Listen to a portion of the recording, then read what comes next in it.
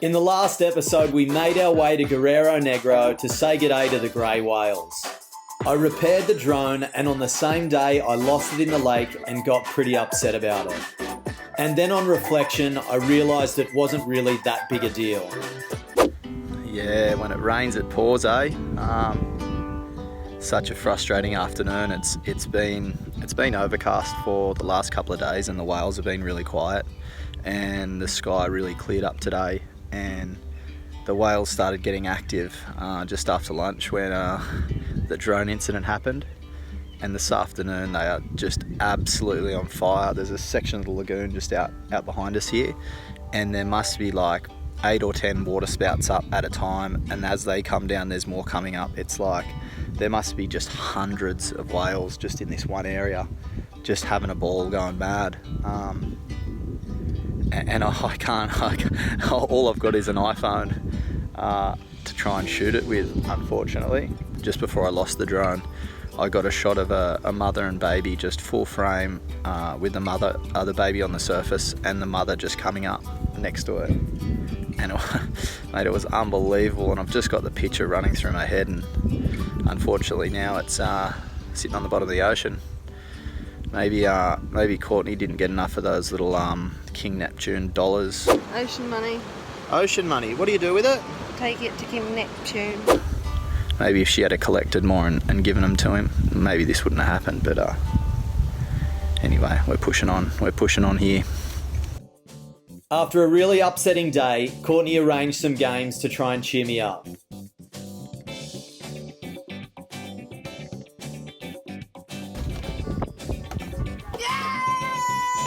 Unfortunately, it backfired as she completely schooled me in flip cup and I got my cranky pants on. Next up, beer pong. It's a little innocent game of beer pong. But I'm going to try and be a bit tricky though.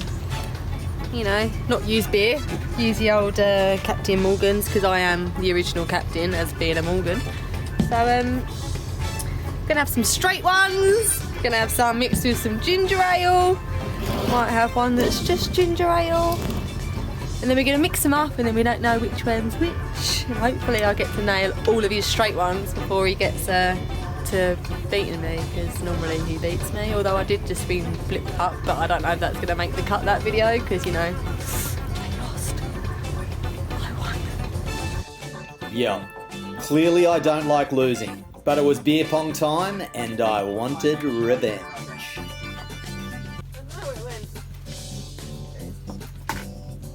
Shut up, did you get one?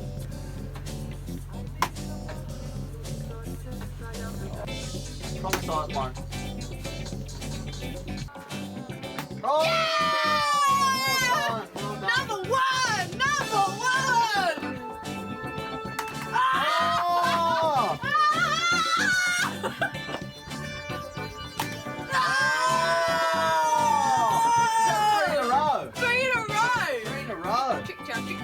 They call me the shark.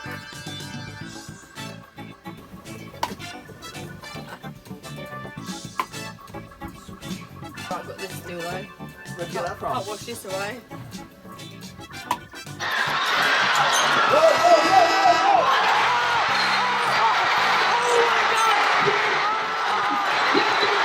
Victory was sweet, but the sunrise the next morning was even sweeter.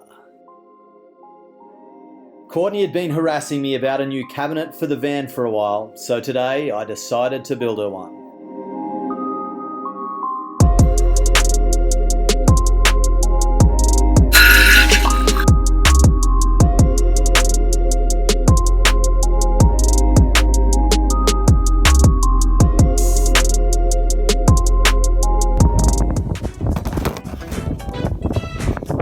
She's a bit windy here on the job site today, ladies and gentlemen. I'm working on, how seedy does that tape on my finger look? I apologise for that. I'll put some clean tape on, safety first. So anyway, I'm building some new shelves, all right? And they seem to be coming along quite nicely. This one was one of the trickier things I had to do. It was definitely a huge challenge for me. This here,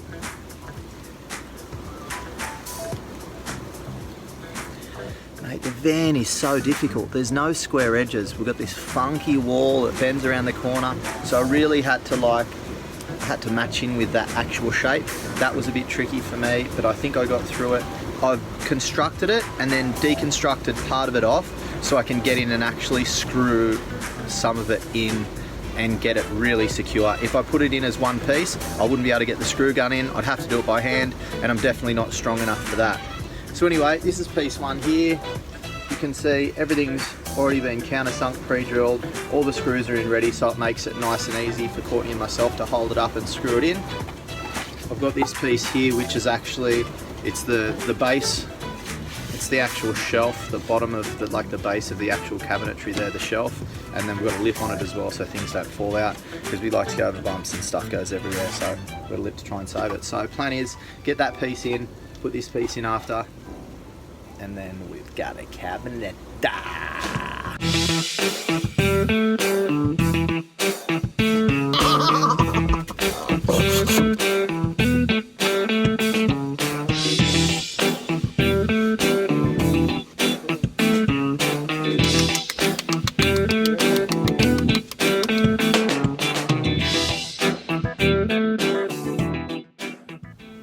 So we've just finished up dinner and I went for a walk just onto the outskirts. There's like a little rock fence around. And I just I just went to brush my teeth. This is so spooky. I just went to brush my teeth. Mate, there's coyotes everywhere. I just went to brush my teeth, like it's literally 15 steps from the campsite here, from the Palapa.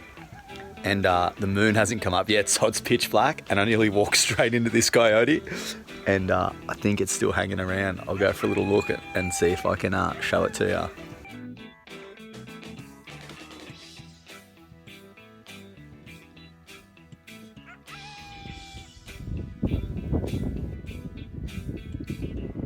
That is seriously so spooky. I mean, I don't know whether they hang in packs, or I don't really know much about the coyotes at all. But there was that one hanging right there that I just showed you, and you could hear them lighting up all around. It's yeah, it's pretty crazy out here. I love it. All right, so I should probably introduce our Palapa. It's the first time we've had a Palapa, and it's been bloody brilliant. So bear with me, it's my first time ever doing a Palapa tour, so I might not be very good at it, but let's have a little crack at it and let's give you a bit of a look around. 13, eh? Lucky for some. It was definitely lucky for us.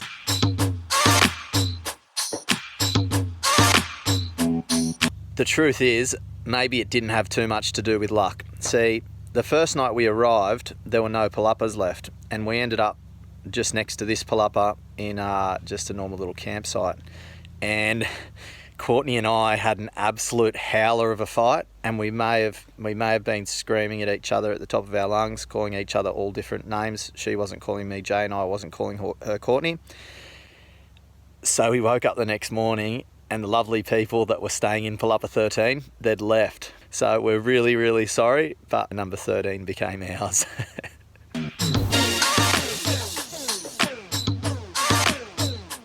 So the reason the Palapa was such a game changer for us is we have way too much stuff for the van, and the van's not finished yet, so there's just crap everywhere.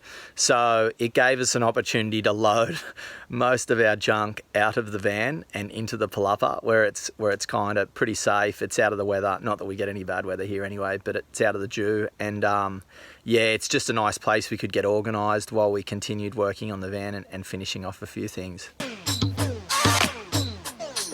Anyway, that's it. That's a Palapa. We've had a bloody brilliant time here in the Palapa. We're going to Palapa again, and I hope you kind of got a bit more of an idea of what we're doing here now that I've given you an amazing Palapa tour. Until the next Palapa.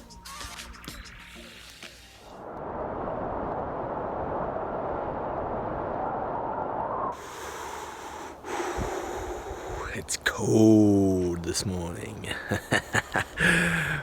Rug dried up. I haven't been rug dried up like this for a while. Yeah, the wind was really cold, and it looks like behind me, I don't know if you can see, it's really grey. But yeah, we had a beautiful sunrise this morning, and now the clouds are rolling in. It looks like we might get some weather. We haven't had rain for a long time, so yeah, it's kind of really strange. Batten down the hatches.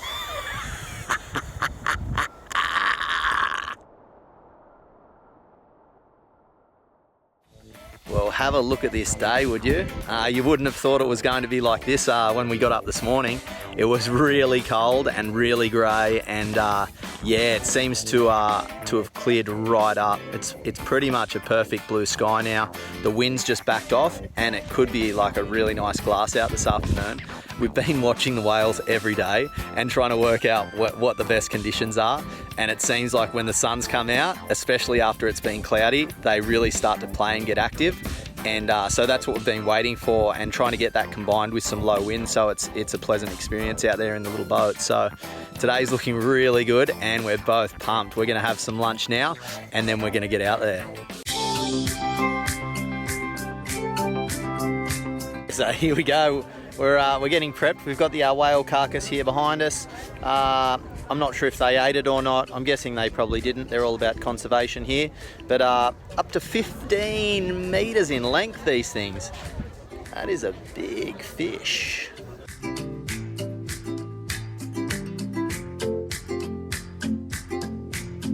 You're seeing the size of its stomach. Look at this stomach behind me here inside the rib cage. Mate, that thing could swallow Courtney and I whole. Lucky they don't eat humans, so I've been told. So it's finally happening. We're on our way, super pumped. Courtney's already got her high-vis life-saving device on. PFD. As for me, I'm much cooler. I want to carry it down. Speaking of whale. Yeah, we're so lucky. It's pretty much a glass off. We've maybe got maybe 6 or 7 knots out here. It's really nice, and we've got the panga to ourselves. This is it. This is our little team. Leopoldo, Captain El Capitano Leopoldo, and we got our first mate, Courtney Morgan, Chief Whale Spotter, you can call me. It feels so good to be out on the water. I haven't been out on the water for ages. We went out with Drew and Emily for a day in Cabo a few weeks ago, and that was pretty magic. And I really miss it. I've been a land pirate for a while now, and gee whiz, getting back out on the water feels incredible.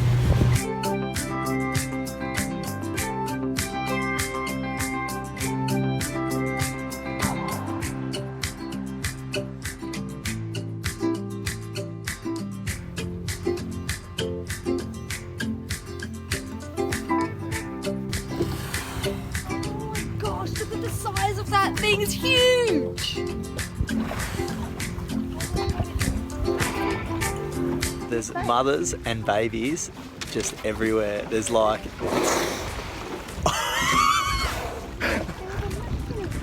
Are you kidding me? Oh my god, this is so incredible. Mate, I've got chicken skin. Have a look at this, mate.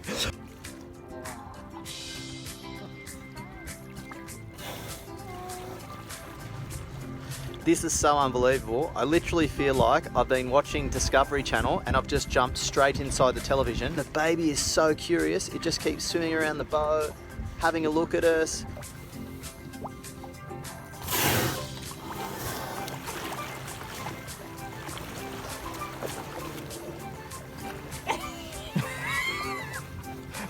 Am I dreaming? Like, seriously? I don't even know where to look. We've got we're having this crazy intimate moment here with a mother and its calf. Mate, even the captain's into it, and then we've got another couple, another mother and its calf have just showed up at the front of the boat. Big one, eh? Like a big baby. This baby here is much larger. that mum there that you can see, that's got the superior mother's milk. Let's build a really strong one. Look at this.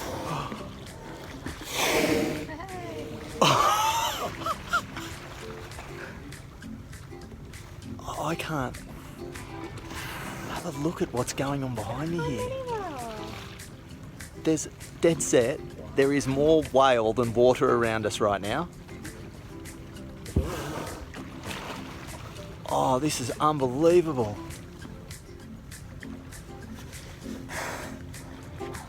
Oh, the mum right here. Mate, these things are so big. You got the mummy one. Hi. Hi.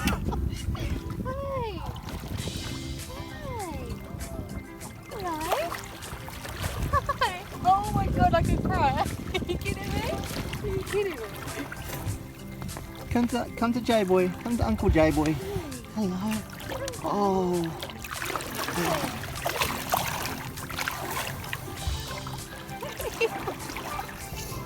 You are beautiful. You're hairy. How's it hairy?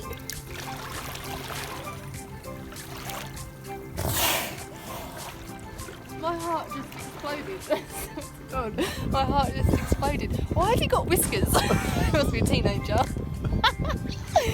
Oh my gosh. Oh my gosh. I feel like I can't really. Oh. He was so happy just to let us have a touch. Oh, my heart's like pounding. Mate, I'm a bit lost for words over that. Wow, what a crazy experience. It was dead set magical out there. It exceeded all expectations. We heard about whales coming up to the boat so you could play with them and that kind of thing, and we went into it thinking that that was super rare and it probably wouldn't happen to us, and mate, it was dead set incredible. We ended up with 2 mothers and 2 calves just playing with us, playing with the boat, and it was words can't describe, mate, just the feeling of pure joy being a part of it was just incredible. Yeah, if anyone's thinking about doing it, get on a plane and get it done. It's just one of those brilliant things. It just felt really good for the soul. It felt like a really pure connection. So yeah, get on it, folks. Thank you so much for watching. This was an incredible experience for us, and it was also a lot of fun to be able to put it together and share it with you. We really appreciate all of your help in growing the channel. So if you haven't yet, please subscribe, share it with someone who you think will enjoy it, and give it a thumbs up. If you'd like any more information on the grey whales, please just leave a comment below and we'll be happy to help where we can. Have a great day and we'll see you next time.